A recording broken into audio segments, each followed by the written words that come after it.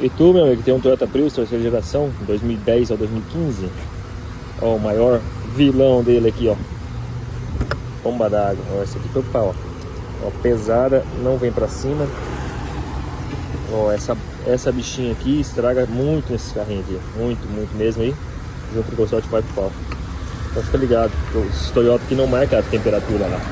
Só marca quando tá fervendo. Então, se acender a luzinha, já para na hora e vai checar essa bomba d'água antes que seja tarde demais, entendeu?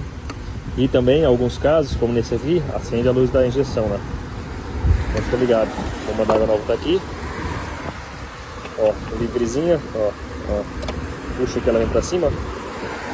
Bora instalar e acelerar. Torcer pra que não ter dado problema na bomba na junta do consorte.